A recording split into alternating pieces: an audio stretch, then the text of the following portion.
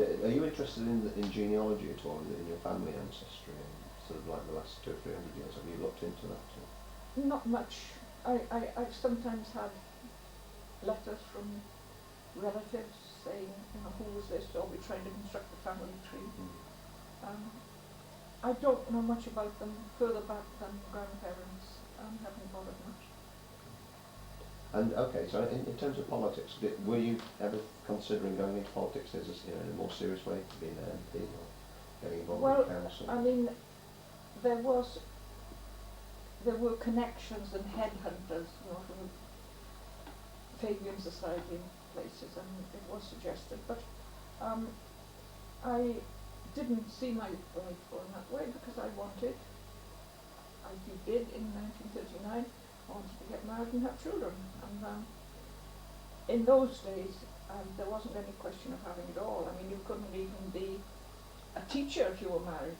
If you were married and you were in school, you lost your job. So you had to make a black and white choice one way or the other. And I didn't want to give up the whole of this sort of biological side, and then you know, in effect, if you went far ahead that way, you walked into spinsterhood. And although, I mean, it would have been logically possible, I suppose, to be an MP and run a house and kids, it wasn't really on the cards. I couldn't see it that you would do either job properly, and in those days it wasn't a thought that came into mind. What was your experience in the war, when the war was going on? Were you just married then, or? We married just at the end of it, just at the end of the war in Europe. The Japanese bit was still going on, but no, it was just at the end of the war. For a year or so, a lot of things got even tighter, like rationing and things got tighter even than it had been when the war was on, because Britain had sort of run herself ragged, and we still got getting food parcels from America and stuff. I remember it's in a clam chowder, and we used to have, I mean, bread even on the ration. We had to count points, and we used to buy whale meat because of it, and beef in the butchers. But luckily we were in Lancashire, and Lancashire was the place that knew how to use tripe. Most kinds of offal, you know, were as scarce as gold, but other parts of the country wouldn't look at tripe, so it was plentiful. So it didn't stop. And it must have been quite an exciting time after the war, because Labour was swept into power, and so yes. That must have been encouraging. It was like the New Jerusalem. Bliss was it in that dawn to be alive, and you know, I think that first post-war Labour government did make a tremendous lot of difference. I mean, before that, you'd have seen old women in places like this. Well, I say old women. Women of 50 lost all their teeth, couldn't afford to do anything about it, you know, peering around. And now you see them looking smart, also waved hair and so on.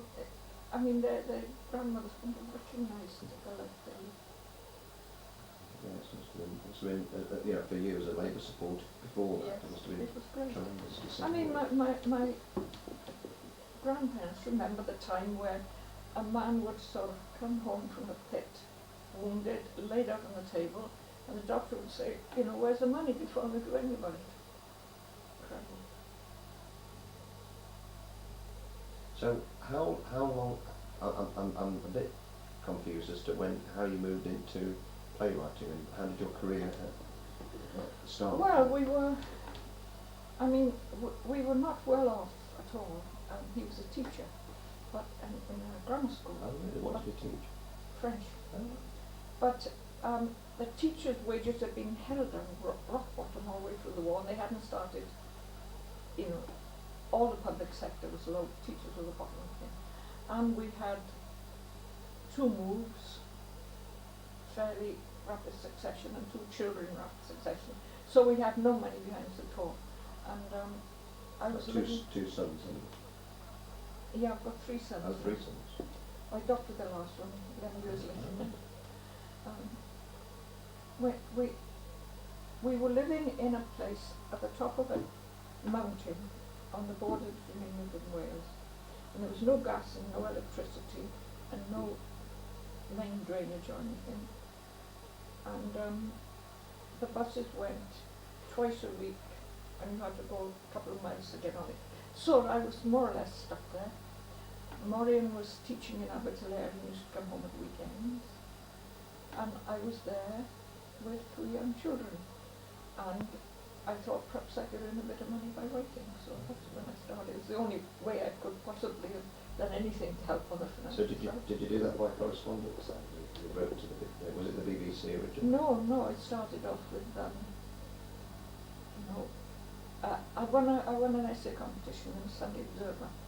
I had a letter from an agent saying, "Can we represent you? What have you got? You know, these novels you've got in the bottom of your drawer." But they said, you know, if you could write, we would sell it. I said, what kind of stuff can you sell? Women's magazine stories was the total answer. Really? So I wrote those for a couple of years. What sort of things? Well, the usual stuff. Boy meets girl. So you did all that from home. I did all that from home. So that was sort of the start of that. So how did that blossom into? Well, I wrote a play in my own time that I thought was going to wow the West End. I thought this is marvellous. It will rock them and it will run for 10 years and we'll be rich. But my agent took it all round people and they said no. So in desperation he sent it to the BBC television people, which was a tiny little place and hardly anybody had sets, and no decent writer would be seen dead writing for that, and no decent actors would play in it because it was so primitive. And anyway, they bought it, and it was horrible, but I learned a bit by watching it come on. We didn't have a television set. I found something about a television set, and I could see partly, well, that doesn't work on television. You can't do that. It's not like films. So then the next year they ran a competition for a 90-minute television play, and I won that. So then I was in. And then it was like you were working for them. They said, yes, could you write us 4 plays a year? Oh. And they were all produced in Cardiff and being done. And which one was your best? Which one did we most proud of? Well, in the early days, of course none of these exist now, thank God. There was a nice Christmas play which was very well received, and I remember they said, you know, if we'd known they'd have liked it as much as that, we'd have pushed on Christmas Day. They asked me to write a sort of semi-autobiographical one about a six-part serial about a girl from the valleys who wins a scholarship to Oxford. And I remember one London review of it quoted a line from it where they'd been sending her off, you know, knock 'em cold, kid. And I had knock 'em cold, kid, in the top of the review of this serial. But later, of course, I moved a bit up market and was doing